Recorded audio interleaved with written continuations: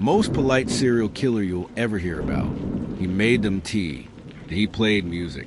He apologized before killing them. And when it was all over, he sat down and had dinner with their bodies.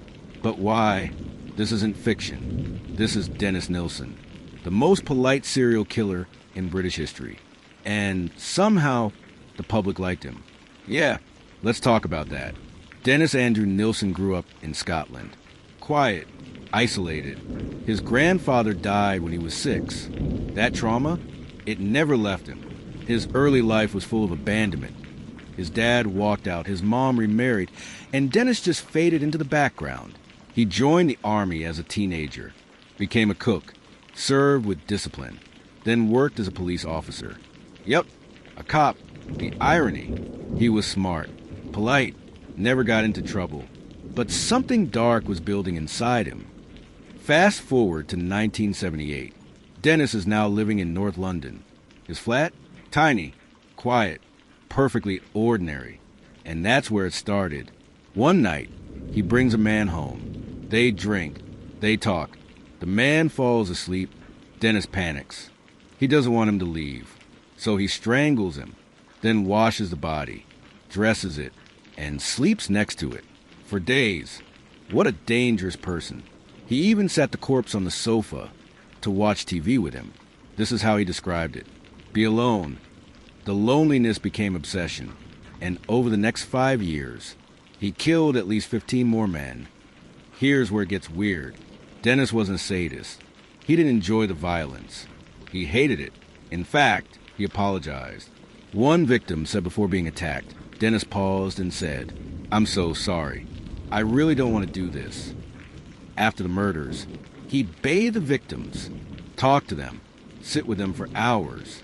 He even posed the bodies, sometimes in chairs, just to keep them around. A neighbor once joked, "Dennis always seems to have company." They had no idea.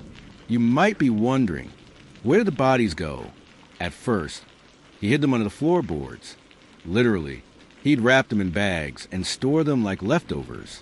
When the smell got bad, he burned them in the backyard. One time, neighbors complained about the smell, and Dennis said, "Oh, just a barbecue. Bit overcooked." The audacity. Heartless man. Later, in his second apartment, he had no garden, so he chopped up the bodies and flushed them down the toilet. No, really. It worked for a while, until the plumbing said otherwise. February 1983. Tenants complain about blocked drains. A plumber investigates, and what he finds? Chunks of flesh and bone. Human remains. He calls the cops. They visit Nilsen's flat. He opens the door, calm as ever. They ask, "Where's the rest of the body?" Dennis replies, "In the wardrobe."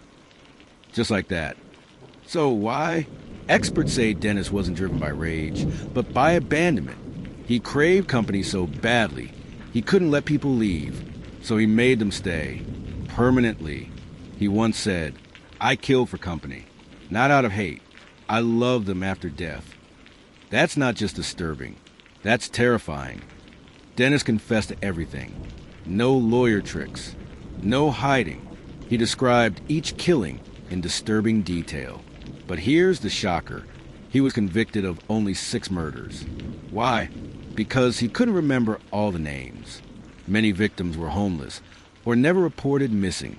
He was sentenced to life in prison, where he became, believe it or not, an author, and died in 2018 at age. Dennis Nilsen wasn't the monster you'd expect. He was soft-spoken, helpful, polite, and that's what makes him even scarier. He didn't hide behind a mask. He wore manners like armor, and he walked among us like anyone else. So next time someone tells you he seemed like such a nice guy, remember Dennis Nilsen.